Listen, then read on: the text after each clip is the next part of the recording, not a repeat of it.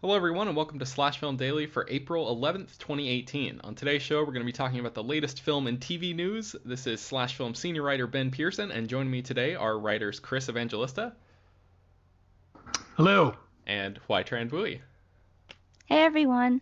Threw you guys off with the switching up the I introductions. know, I I normally was, do I it was the other way. surprised for a I'm second. used to going second. Gotta keep you guys on your toes, Alphabetically, man. too. Gotta keep it going. Gotta keep things fresh. All right, so let's jump into the news and let's start. I've been gone all morning at a press junket that I can't talk about yet. I'm sure I'll be able to talk about it on a future episode of the show, but I mentioned that only to admit to you guys that I haven't read any of the stories that you've written today, so I'm sort of serving as like a moderator and an audience member at the same time in today's episode, so I'm kind of excited for you guys to teach me some stuff today. HT, let's start with you. MoviePass's CEO wants the newly acquired Moviefone to be their own Rotten Tomatoes? What is going on here? Yeah, so we know that MoviePass acquired Moviefone last week, and a couple eyebrows are raised when that happened because it seemed a bit of a redundant purchase. Moviefone is mostly known for, back in the 90s, being a telephone service which would list off movie showtimes, and now its website mostly just lists showtimes and some news stories and ratings from other sites. So it's definitely a site that's in need of a severe rebrand. And MoviePass CEO Mitch Loh hopes that MoviePass will be able to provide that rebrand. So MoviePass wants to use MoviePhone. There's going to be a lot of movies going on in the sentences as a sort of launch pad for its own version of Rotten Tomatoes. So in an interview with The Hollywood Reporter, Mitch Loh said, "Our subscribers are telling us they want to be able to get recommendations or read reviews by MoviePass subscribers. They don't want to go to other sites. They want to have it all in one place. Moviefone kind of gives us a running start at building content for our subscribers." So Moviefone has a pretty big audience already, and I think that MoviePass wants to use that audience base as a way to test out how to be a one-stop shop for movie-going audiences. So essentially, they already have the ticket buying part of that market cornered, but now they want to have the whole process sort of dominated, because we know that a lot of people, when they go to see a movie, they want to check out reviews beforehand and see what the general consensus is. So once MoviePass has like audience reviews or aggregate or something aggregated there, then they'll be able to be like the one-stop shop essentially. So this strikes me as like I guess it's not that recent, but the trend of Hollywood movie studios quoting Twitter users in their trailers. I'm sure you guys have seen this before. It seems like, okay, so Rotten Tomatoes, and forgive me, I'm sort of processing this as you're explaining it to me, so if these ideas are idiotic, feel free to shoot me down as always. But I feel like Rotten Tomatoes is already as simplified and streamlined as it gets. It's an aggregator that collects movie reviews from all over the place and just like spits out this number, right? So they want the same thing, but just from like quote unquote real movie fans instead of critics. Is that what it seems like? Yeah. It's sort of like drawing this distinction between it's furthering the distinction between fans and critics as if that Yeah, line isn't big enough already. that's my least favorite part of his whole quote, in that he buys into that uh, really popular but really annoying assumption that critics aren't movie fans. Like, movie critics do go out to enjoy movies. That's why they went into the film criticism business in the first place. So that it's kind of furthering that wedge between critics and audiences that's kind of ongoing on Rotten Tomatoes itself. I think what they're going for here is they want to just have everything on one app as like reviews and general sort of opinions, so that it can drive more people going to the theaters. And because users tend to be a little bit more, I guess, positive on first reaction than more in-depth movie reviews, then I think that's what they're going for in terms of like how that will drive more movie pass users, etc. Right. But yeah, I dislike that sort of assumption as well. Chris, do you have any thoughts about this? Just to weigh in and say that once again, I hate when people use this language when they say this is for quote unquote real movie fans. Stop it. There's That's idiotic. People who review movies are movie fans. It's not that complicated. I don't understand why people can't figure this out. The reason people go into film criticism is because they love movies.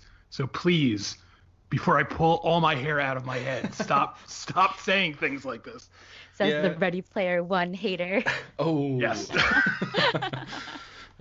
Bringing up some. Well, I haven't seen that yet either, so It's I can't too say soon. anything. It's too soon, HT. The pain is Sorry, still Chris. fresh on Chris's part there. So yeah, all right. Well, let's move on from that to maybe something a little bit more cheerful, and that is that Paul Thomas Anderson has just directed an Adam Sandler Netflix special. This is sort of a surprise. Chris, tell us about this. Oh yeah, this is a surprise for everyone, it seems, because a little while back, last week actually, there was an announcement that Adam Sandler would be recording a special at the El Rey Theater in Los Angeles. And it was announced it was going to be filmed for Netflix, and I think everyone just sort of shrugged off, like, whatever. But now, people who were at the filming of the event, which was last night, April 10th, found out that Paul Thomas Anderson was the person filming the special. Paul Thomas Anderson, of course, directed Adam Sandler in Punch Drunk Love. So this is a reunion of them of sorts. And this is interesting because I'll admit that before I knew this, I had zero interest in watching this special. But now that I know Paul Thomas Anderson is directing it, I'm definitely going to check it out when it arrives on Netflix. So I guess I maybe I should have reached out to our own Brad Oman, who's a big comedy fan and probably watches a ton of stand-up specials and stuff like this. But maybe you guys do too. What do you think a director like PTA could bring to a stand-up special? Because the directing of those is typically not the most exciting or like groundbreaking or even noticeable aspect of them. HT, do you have any thoughts about that? I was actually wondering about that myself because the camera is pretty stationary when it comes to stand-up specials, just because, it's required that it's just the comedian standing up on his own on a stage. So I have no idea. Maybe it'll be akin to the sort of more auteur-directed music videos we've seen in which there's some little stylish flares, but I don't really know what really he could bring to it. Chris, do you have any thoughts? I don't know. I mean, Paul Thomas Anderson filmed a concert film, and he used like drones and stuff like that. I don't know if he's going to do that for this, but I'm just basically really curious to see what he does with this material, honestly, because I can't even picture what it's going to look like. Yeah, I was just looking this up while you were talking, and I thought I remembered this correctly, and I apparently did, that Gerard Carmichael, the comedian, did an HBO special. I think this was in 2014, and Spike Lee directed it, and I remember watching that being like, oh, that's kind of interesting. I wonder what Spike Lee is going to bring in terms of like directorial flourishes and things like that. And it was just like a traditional comedy special that like conceivably could have been directed by anyone who knows what they're doing behind a camera. So I wonder if this is just one of those things where Paul Thomas Anderson likes comedy. We know he's a big comedy fan, and maybe he just wanted to work with Adam Sandler again, and it's not going to be like a noticeable PTA product, but I would like to think that he would elevate the genre in some way, but I guess we'll have to see. Do we know anything about when this is coming out? Did you say that already, Chris? I'm sorry. I don't think there's a date yet. I mean, it just filmed last night, so I mean, but I can't imagine there's going to be like a huge turnaround time. It's not like they need to add special effects or anything like that. So I'm guessing it'll be out sooner rather than later. Or do they? Yeah, maybe. Yeah, all right. So the next story on our list is that a Black Adam movie might actually begin filming in 2019, according to Dwayne Johnson. So for those who don't know, Black Adam is a DC Comics anti-hero. He started out as a villain, I guess, and became more of an anti-hero over the years. And, he's sort of like towed the line of being a good guy and a bad guy in various forms throughout the comics. And Dwayne Johnson, I looked this up on Slash Film's archives, he has been attached to play Black Adam in a live action movie since 2007. So it's been over 10 years at this point that he's been hyping up this film. So this is just the latest, I guess, the caboose in the the ongoing hype train, where he says that the script came in, it's great, we're working on it, we're very excited about it. If things come together in the way we anticipate them coming together, that feels like a 2019 movie in production. So he was clarifying that that's when he would theoretically film this. As we all know, Dwayne Johnson, who is starring in Rampage, which comes out, I believe, this Friday, is an extraordinarily busy guy. He is constantly Instagramming photos of script sessions and all these different things. He's got, like, I don't know, 10 projects in development or something at any given day. What's this movie called? Black Adam does not have a director attached yet. So I'm curious to see if those sort of behind the scenes pieces are going to be able to come together in time for them to actually start filming this thing. I would not be surprised if Brad Payton, who directed Rampage and the other big Dwayne Johnson action extravaganza film San Andreas, I wouldn't be surprised if he came on board, because Johnson really loves working with collaborators that he's worked with a bunch of times before. There's like a familiarity there, so that could be something. But I'm curious to see what you guys think about this. Do you think that the Black Adam movie will happen even if Shazam does not perform well when that movie comes out in April of next year? Because Black Adam and Shazam are characters who have been traditionally linked in the comics. They've faced off, many, many, many times.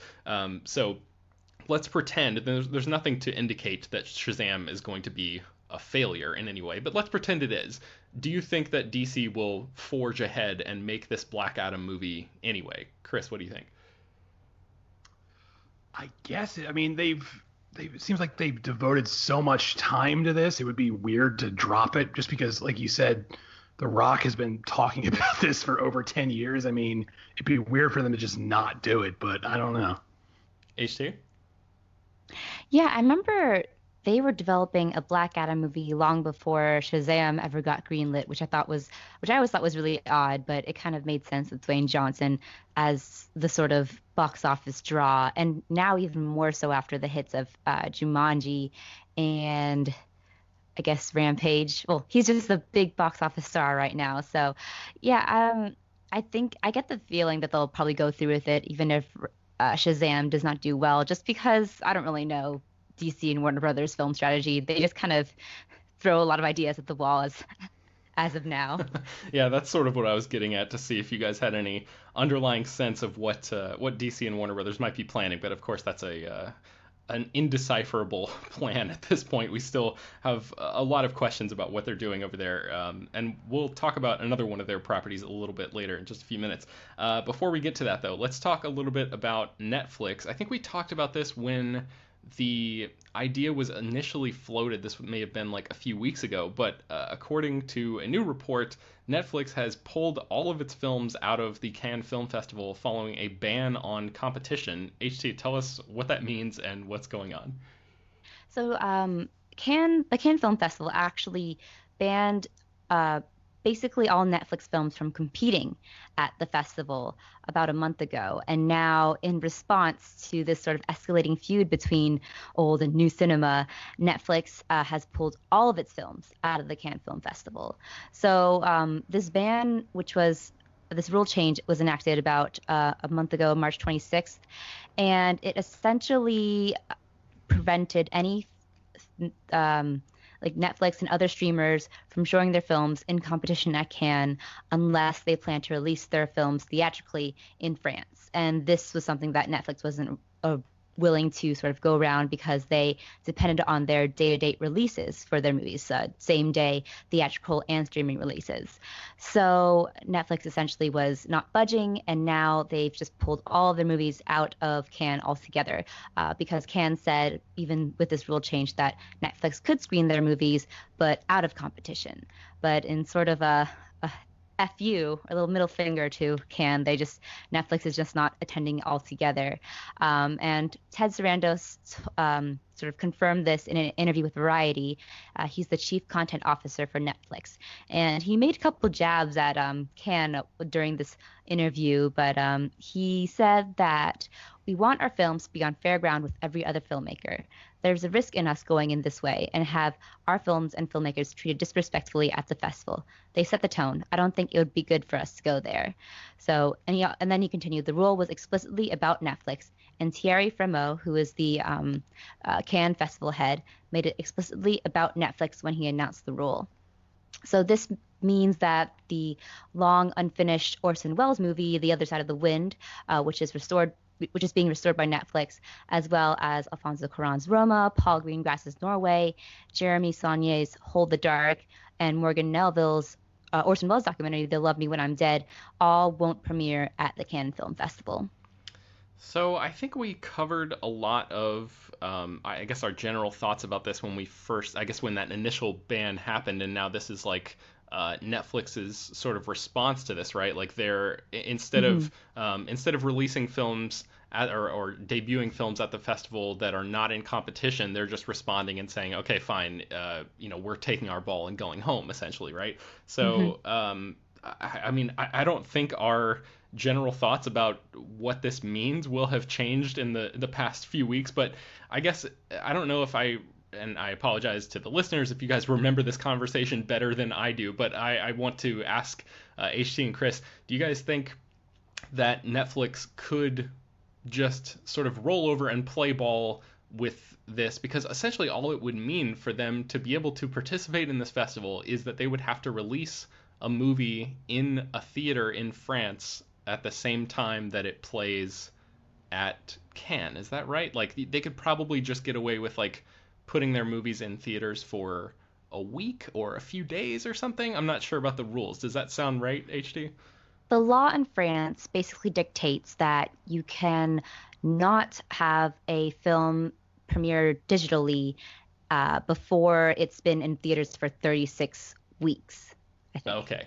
Yeah. So I'm just like totally way off then. So so I understand now a little bit more about why Netflix wants to do this, because it's not as easy as just premiering it at the same time in that country. It's more strict than that. So I guess unless either of you have changed your minds since the last time and you feel like Netflix it should play ball with Cannes, I guess we can move on.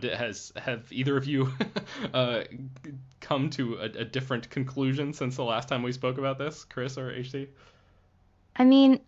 I will say that I think there's some merit to both sides of the conversation, but they're both being really pig-headed in their approaches.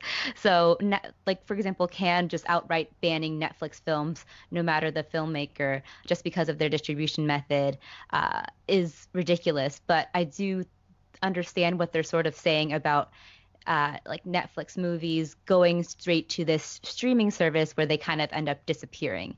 But the way that they go about it and the way that they're basically approaching it as in like movie theaters are the end all be all of cinema doesn't really make sense to me. But I think like if you mine this sort of feud for meaning, that you could find sort of like a really interesting sort of debate about how movies should evolve for audiences today. But I think that like this conversation is sort of now just become black and white. Is it theaters or is it streaming? Right. Yeah. And it seems like the workload is being put on us to have that conversation instead of the people, the actual players in the, who it directly affects, right? Who like they could be having a more detailed, nuanced, subtle conversation about this, but instead they're just sort of drawing lines in the sand. But Chris, do you think that I think a part of the Cannes Film Festival's reluctance here is what HT just said, like the idea that a lot of Netflix movies sort of get buried on their streaming platform. Do you think that there might be some way for them to distinguish between the films that they release on their platform, like maybe create like a subcategory, like a Netflix premium or something like that, where they like a separate category for films that they consider award worthy, and maybe that would do something to alleviate some of these troubles? Do you think anything like that is possible, probable, or reasonable in any way?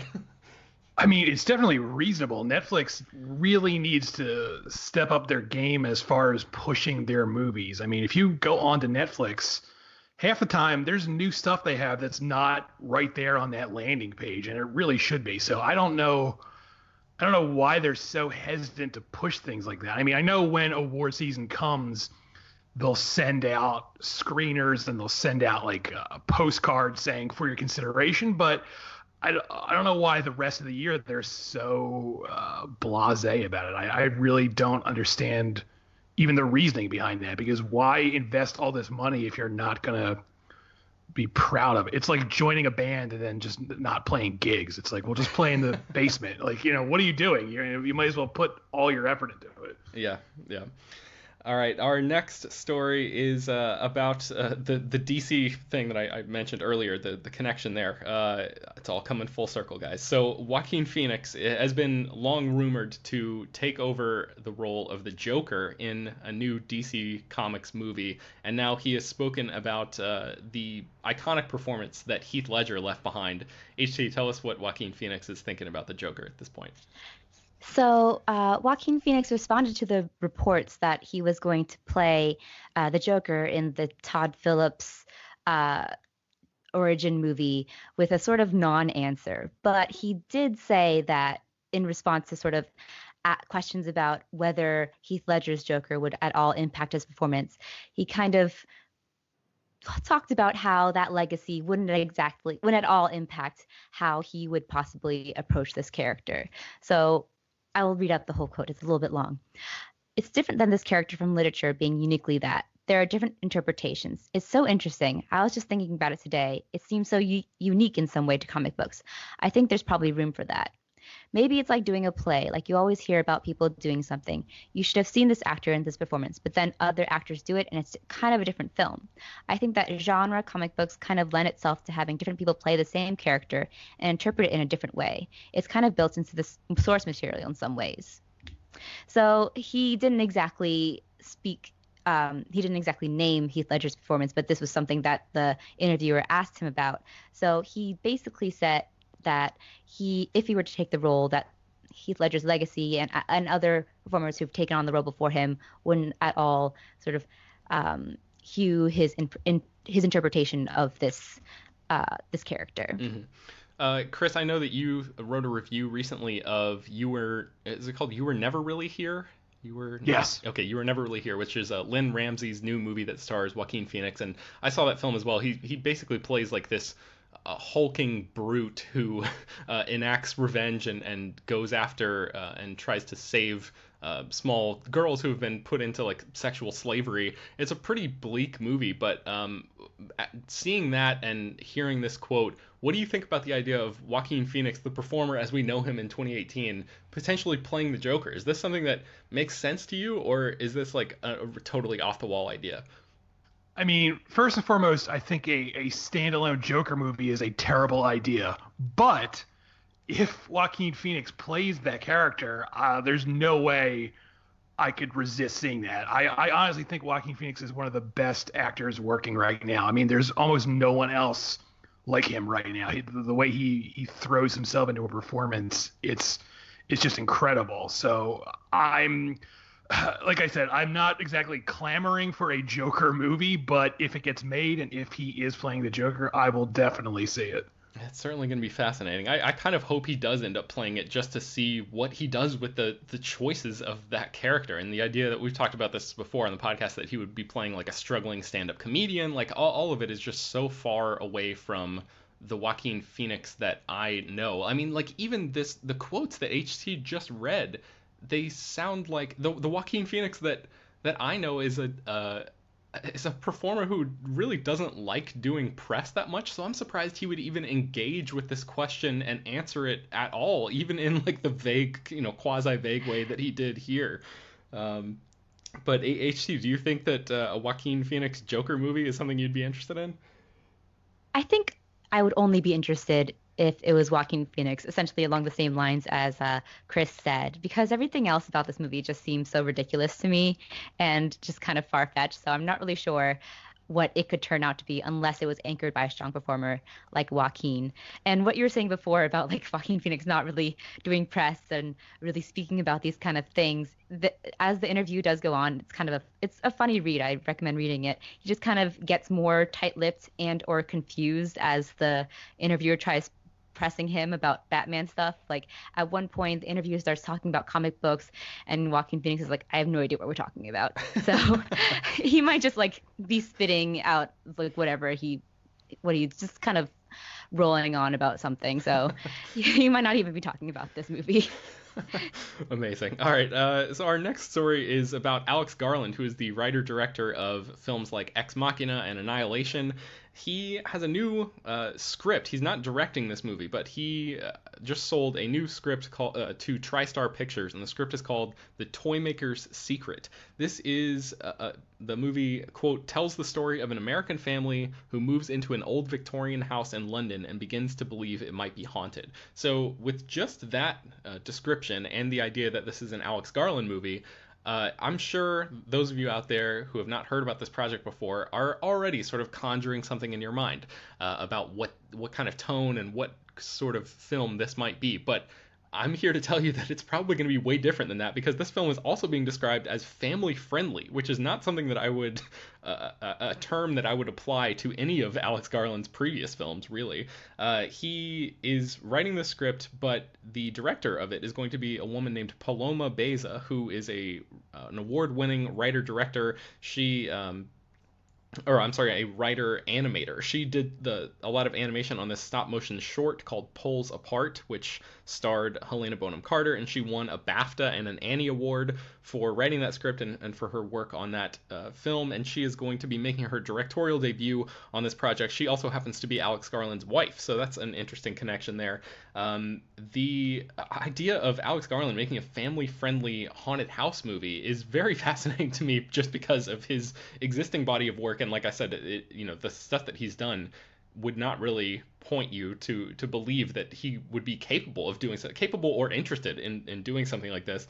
HT, I know you're a fan of Alex Garland's more cerebral films. What do you think about him making a family-friendly haunted house story? I'm kind of intrigued just because it seems so out of his comfort zone that I really want to see what he does with it. And I am of the opinion that even if something is family friendly, that doesn't mean it can't be challenging or a compelling story. So I think Alex Garland could possibly bring something really interesting to this script. And I think a haunted house movie could definitely use something new and refreshing from someone like Alex Garland. Chris, are you interested in this? And do you think this could potentially signal a whole new series of doors opening up for Alex Garland as a storyteller? I mean, I'm definitely interested. I'm pretty much interested in anything that's like a haunted house story. No matter how terrible it is, I'll watch it. That's like a obsession I have. So I'm definitely interested, especially because he's involved with it. So, I mean, yeah, the family friendly thing gives me a little pause, but I guess we'll see how it turns out. All right, and our next story involves the Avengers Infinity War, which is coming out at the end of this month, and there is a really surprising statistic about this film's pre-sale that it's earned so far. HT, tell us about this. So Avengers Infinity War has reportedly already sold more advance tickets than the last 7 Marvel Cinematic Universe movies combined. So that's the combined might of Black Panther, Captain America Civil War, Guardians of the Galaxy Volume 2, Thor Ragnarok, Ant-Man, Spider-Man Homecoming, and Doctor Strange. This is announced by Fandango, which didn't give the exact numbers just because we never really learn about how many pre-sale tickets movies actually get. But this is Avengers Infinity War has reportedly overtaken Black Panther's spot as the #1 superhero pre-seller in Fandango history, and has already become the ticketing service's top April pre-seller, surpassing 2015's Furious 7. So Fandango is only one of a few different places that people can buy tickets, so we should point that out just to start. But I think I think I saw a statistic where they sold like 30% of the box office grosses, or pre-sales anyway, for Black Panther. So it's like a pretty significant percentage. And for Avengers Infinity War to have all of this these pre-sales that are more than the 7 previous MCU movies combined is kind of shocking to me, because the trailers have come out. Of course, you see people talking about it, but to me, it hasn't felt like the same sort of groundswell of support that Black Panther was getting in the lead up to that film. Chris, is this a surprising revelation to you that this movie has done this well, or is this sort of like, of course, you should have seen this coming kind of thing? I guess it is and it isn't. I knew it was going to do well, but this is they're doing monumental numbers here. But I mean, I guess it makes sense because this is like everything Marvel has been building to. This really feels like, I don't know, like as far as I'm concerned, I've always feel like whenever a new MCU film comes out, it's like, all right, this is just another MCU film. I'll see it. It'll probably be good, but it's just another entry in this series. But this film, I don't know if it's through marketing or if it's because, since I write for Slash Film, I'm constantly seeing Infinity War stories. It just feels like this is like the end of an era. It feels like they actually are going to change a lot of things with this film. I mean, that could all be marketing. We'll have to wait and see how much really changes after this, but it really does feel like a big deal. So I guess that might explain why it's doing so well with these pre-sales. Yeah, I'm very curious to see if it's going to perform financially on the level of Black Panther, because that film, as we know, we've talked about, ad nauseum since it's come out, has been like a full-on box office sensation. And I know that Avengers Infinity War is going to do very well, but it's just a matter of, at this point, of how well it's going to do. So we'll have to see, and we'll be closely following that as the month continues. And now let's move on to our last story of the day, and that is, I saved this one for last so we could throw up a spoiler warning here for anyone who has not seen Steven Spielberg's Ready Player One. There is one scene in this movie that you've probably heard about, and Chris, I'm going to ask you to tell us about how Steven Spielberg brought this particular scene to life. So if anybody has not seen the movie and don't want to be spoiled, tune out now, but everybody else, stick around because this is pretty fascinating stuff. Yes, so as we mentioned earlier, I'm not a big fan of Ready Player One, but there's one scene in the film that really impressed me, and it's a scene where the characters end up in the Overlook Hotel from The Shining, and it looks exactly as it looks in Stanley Kubrick's film. Like, it's identical. Like, and down it really, to the grain, too, almost. Right. It looks really totally different from any other part of the movie. Yeah, it really blew me away because the rest of the movie, and this is one of the problems I had with the movie, is almost everything else in the movie looks really fake, and it's intentionally fake because it's supposed to be in this virtual world. But that really bugged me. But then, out of nowhere, they go to the Overlook Hotel and it looks real. And I was, I don't get like this much often because I see so many movies. But that scene literally made me stop and wonder, how did they do this? How did Steven Spielberg do this? Make this look so much like Kubrick's film. And a part of me was wondering if they actually went out and rebuilt a set, but apparently not. What they did was they found this is a direct quote from IO9, who got this info from the Art of Ready Player One book. It says, quote unquote, the team at ILM found a high quality telesign transfer of The Shining, scanned it into their computers as a reference, and began to digitally recreate the locations needed in the film. So this really is, it's pretty much all digital. They built a few sets here and there for close-ups, but beyond that, this is literally just a digital scan of Kubrick's film that they just dropped into this film. And it looks incredible. And, had the whole film had stuff like this in it, I probably would have liked it a lot more. But this one scene, as much as I don't like Ready Player One, I will freely admit this is a really good scene, and I was really impressed with it. So, HT, you've not seen Ready Player One yet, right? I haven't. Yeah, no. Okay. Do you plan on seeing it, or are you just gonna wait for home video, or what?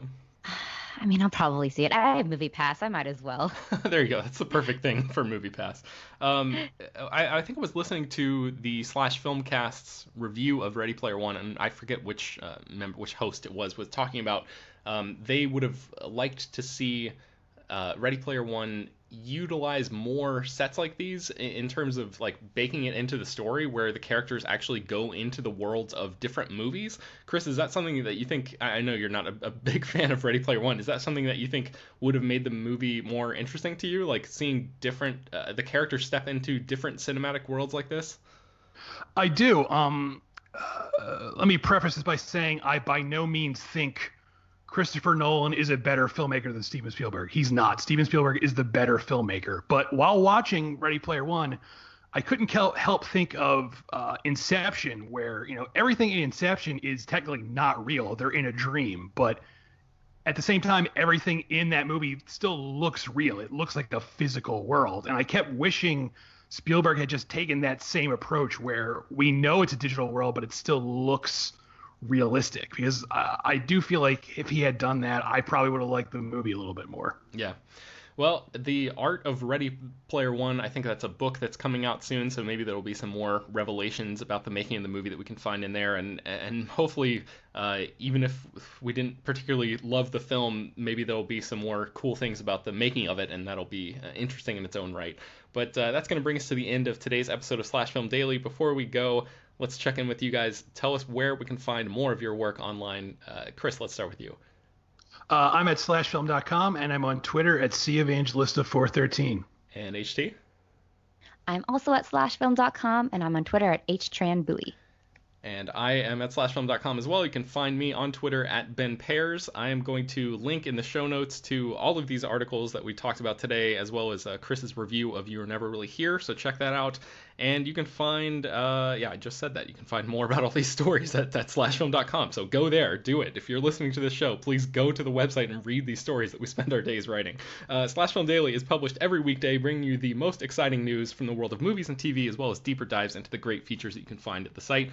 Please feel free to subscribe to the show on iTunes, Google Play, Overcast. You know the drill. You know where you can find these things, all the popular podcast apps. And be sure to send in feedback, questions, comments, and concerns to us at peter@slashfilm.com. Shoot us an email, leave your name and general geographic location in case we end up reading it on the air. And don't forget to rate and review the podcast on iTunes. That really does help us out. So just take a couple minutes if you are a fan of the show. Leave us a review.